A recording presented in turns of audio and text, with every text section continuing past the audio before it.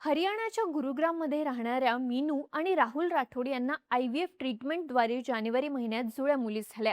लग्नाच्या बऱ्याच वर्षांनी झालेल्या या दोन गोंडस मुलींनी घरातलं वातावरण प्रसन्न करून टाकलं. घरात नवीन पाहुणा येणार म्हणून राहुल यांनी पूर्ण घराला नवा लुक दिला होता. जन्म झाल्यानंतर राठोड कुटुंबियांनी त्या लहान जीवांना मोठ्या उत्साहात घरी आणलं होतं. पण त्यांचा हा आनंद जास्त काळ टिकला नाही. कारण जन्म झाल्यानंतरच्या 10व्या दिवशीच राठोड दाम्पत्याला कळलं की ज्या दोन मुलींना त्यांनी जन्म दिलाय त्या त्यांच्या नसून दुसऱ्याच कोणाच्या तरी आहेत. या दोन्ही मुलींचे DNA आई वडिलांशी मॅच होत नव्हते. आपली फसवणूक झाल्याचं त्यांच्या लक्षात आलं. मग सुरू झाला संघर्ष. पण मीनू आणि राहुल राठोड यांच्यासोबत नेमकं काय घडलं? 9 महिने पोटात वाढवूनही त्या दोन मुलींशी त्यांचा DNA का जुळला नाही? त्या मुली मीनू आणि राहुलच्या नाही तर कुणाच्या आहेत? आणि राठोड कुटुंब नेमकं कुणावर आरोप करतंय? जाणून घेऊयात या व्हिडिओच्या माध्यमातून. नमस्कार, मी दिव्या आणि तुम्ही पाहताय बोलबिडू. हरियाणाच्या गुरुग्राममध्ये राहणाऱ्या राहुल आणि मीनू यांना लग्नाला बरीच वर्ष उलटूनही मूल होत नव्हतं. डॉक्टरांचे सल्ले घेऊन, औषधं घेऊन, गंडेदोरे करूनही उपयोग झाला नाही. पण मीनू आणि राहुलने एका नातेवाईकाच्या सांगण्यावरून 2024च्या डिसेंबर महिन्यात दिल्लीच्या द्वारका भागात असलेल्या मॅक्स हॉस्पिटलमध्ये डॉक्टर ऋतू गर्ग यांच्याकडे उपचार सुरू केले.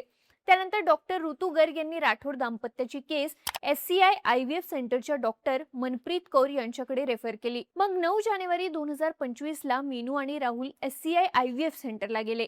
त्याच दिवशी त्यांनी डॉक्टर शिवानी सचदेव गौर यांची भेट घेतली. डॉक्टर गौर यांनी मीनू आणि राहुल हे IVF ट्रीटमेंटसाठी पात्र आहेत की नाही हे तपासण्यासाठी वेगवेगळ्या टेस्ट करून घेतल्या. दोघांच्याही सगळ्या टेस्ट क्लिअर आल्या. आपण आई वडील होऊ शकतो ही गोष्ट ऐकून दोघांनाही आनंद झाला. 8 फेब्रुवारीला SCI IVF सेंटरने राहुलचे शुक्राणू आणि मीनूचे एग्स कलेक्ट केले, ज्यापासून एकूण 5 एम्ब्रियो तयार करण्यात आले आणि त्यातले 3 एम्ब्रियो 14 मे 2025च्या दिवशी मीनूच्या गर्भाशयात प्लांट केले गेले. आता काहीच महिन्यात मीनू आणि राहुलची मुलं जन्माला येणार असल्यानं ते दोघं आणि त्यांचं पूर्ण कुटुंब खुश होतं. दुसऱ्या महिन्यात केलेल्या सोनोग्राफीमध्ये कळलं की मीनूच्या गर्भात 2 मुलं वाढतायत. ही बातमी तर अजून जास्त आनंद देणारी होती. बघता बघता गर्भधारणेला 8 महिने पूर्ण झाले, ज्यानंतर डिलिव्हरीसाठी मीनूची ट्रीटमेंट IVF सेंटरकडून पुन्हा मॅक्स हॉस्पिटलच्या ऋतू गर्ग यांच्याकडे शिफ्ट करण्यात आली. डिसेंबरच्या शेवटच्या आठवड्यात मीनूच्या गरोदरपणाला 9 महिने पूर्ण झाले आणि 5 जानेवारी 2026ला मीनू आणि राहुलला 2 गोंडस मुली झाल्या. या क्षणाची ते दोघंही गेल्या कित्येक वर्षांपासून वाट बघत होते. तो क्षण त्यांच्या समोर होता. किमान एक तरी मूल जन्माला यावं ही इच्छा असलेल्या मीनू आणि राहुलला 2 मुली झाल्या होत्या. सगळ्यांचा आनंद गगनात मावत नव्हता. सगळेजण आनंद साजरा करत होते. तेवढ्यात राहुलच्या बहिणीचं छोट्या मुलीवर लक्ष गेलं. तिने नीट बघितल्यावर लक्षात आलं की मुलगी मीनू आणि राहुलपेक्षा खूप वेगळी दिसते. मुलीच्या चेहऱ्याची ठेवण नॉर्थ ईस्ट कडे असलेल्या लोकांसारखी होती. ही गोष्ट तिने राहुल आणि बाकीच्यांच्या लक्षात आणून दिली. मुली नेमक्या जन्मल्या असल्यानं चेहऱ्यावर सूज वगैरे गोष्टींमुळे तसं दिसत असेल असं वाटल्यानं राहुलने ही गोष्ट मनावर घेतली नाही. पण दुसऱ्या दिवशीही छोट्या मुलीच्या चेहऱ्यात फरक पडला नाही. उलट तो अजून जास्त स्पष्ट झाला, जे की नॉर्मल वाटत नव्हतं. राहुलच्या बहिणीनं त्याला सांगितलं की ह्या मुली तुमच्या नसू शकतात. राहुललाही ही गोष्ट पटली, म्हणून त्यांनी 8 जानेवारीला दोन्ही मुलींची DNA टेस्ट केली, ज्याचा रिपोर्ट 14 जानेवारीला आला. या रिपोर्टमध्ये राहुलच्या बहिणीने बांधलेला अंदाज खरा ठरला. 9 महिने स्वतःची म्हणून सांभाळलेल्या त्या 2 मुली राहुल आणि मीनूच्या नव्हत्याच. हा 10 दिवसांपूर्वी आई वडील झालेल्या मीनू आणि राहुलसाठी एक मोठा धक्का होता. मीनूला ही गोष्ट कळली तेव्हा तिला काहीच सुधरत नव्हतं. पण तिने 2 निष्पाप जीवांना जन्म दिला.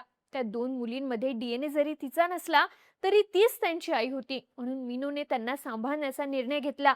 राहुलही मोठ्या मायेनं त्यांना जपू लागला. पण या मुलींना सांभाळताना राहुल आणि मीनू यांच्या डोक्यात स्वतःच्या मुलांचा विचार येत होता. एम्ब्रियो प्लांट करण्याच्या आधी त्यांच्या सगळ्या टेस्ट क्लिअर होत्या. सिमेन आणि एग्स हे चांगल्या अवस्थेत दिले गेले होते. तोच एम्ब्रियो मीनूच्या गर्भाशयात प्लांट केल्याचं IVF सेंटरच्या डॉक्टरांनी सांगितलं होतं. पण मग गडबड नेमकी कुठे झाली हा प्रश्न पडला. राहुलने विचार केला की एकतर IVF सेंटरने एम्ब्रियोमध्ये अदलाबदली केली किंवा मॅक्स हॉस्पिटलमध्ये जन्माच्या काही तासातच मुलांची अदलाबदली केली असावी. राहुल आणि मीनू हे दोन्ही मुलींना अगदी प्रेमाने सांभाळत होते, पण सोबतच त्यांना स्वतःच्या मुलांची काळजीही वाटत होती.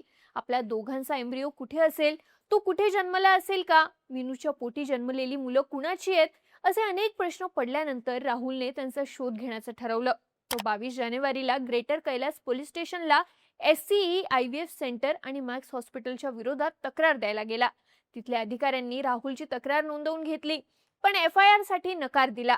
प्रकरणाचा तपास करण्यासाठी एक महिला तपास अधिकारी नेमण्यात आल्या. त्यांनी सुरुवातीला हे प्रकरण खूप गंभीर असल्याचं सांगितलं होतं, पण नंतर सगळा तपास थंडावला. असं करत करत 3 महिने उलटून गेले, तरी तपासात काहीच समोर आलं नाही.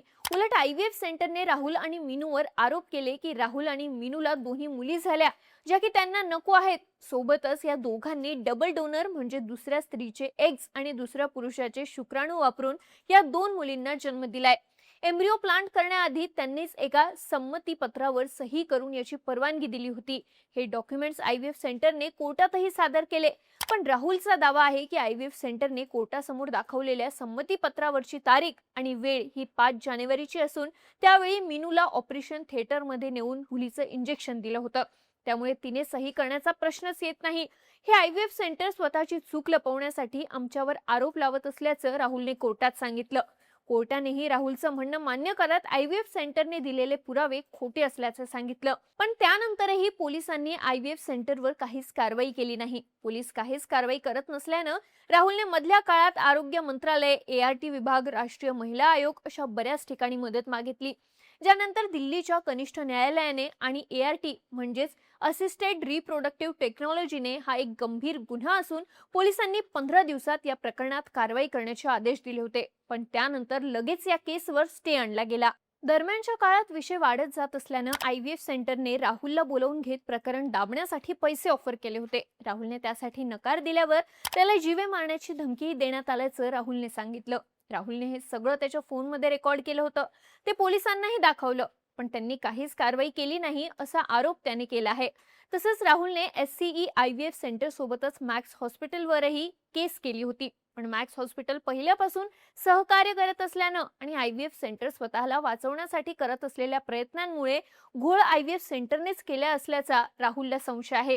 केसवर लागलेला स्टे उठवण्यासाठी राहुलने हायकोर्टात धाव घेतली, ज्यानंतर कोर्टाच्या आदेशाने स्टे हटवण्यात आला. IVF सेंटरच्या विरोधात तक्रार दाखल करण्यात आली. ग्रेटर कैलाश पोलीस स्टेशनने कारवाई सुरू करून IVF सेंटरचे सगळे रेकॉर्ड्स आणि CCTV फुटेज जप्त केलेत. ARTने हा ह्युमन ट्रॅफिकिंगचा प्रकार असल्याचा संशय व्यक्त केल्यानं तपासाला वेग मिळालाय. दोन्ही मुली या दिसायला वेगळ्या आहेत, पण त्या एकमेकींच्या बहिणी आहेत का हे जाणून घेण्यासाठी DNA सॅम्पल्स घेतले आहेत. त्याचा रिपोर्ट आल्यावर ते सत्यही समोर येईल असं म्हटलं जात आहे. पूर्ण कारवाई दरम्यान आणि कारवाईच्या नंतरही दोन्ही मुलींना आम्ही आमचीच मुलं समजून सांभाळत असल्याचं राहुल आणि मीनूने सांगितलं. पण त्या दोघांची सध्या एकच मागणी आहे की आम्हाला आमची स्वतःची बायोलॉजिकल मुलं मिळवून द्यावी आणि आमच्यासोबत जे झालं ते दुसऱ्या कोणासोबतच होऊ नये, यासाठी IVF सेंटर आणि त्यासारख्या बाकी सेंटरवर बंदीची कारवाई करावी. सध्या तरी पोलीस या सगळ्या प्रकरणावर तपास करतायत.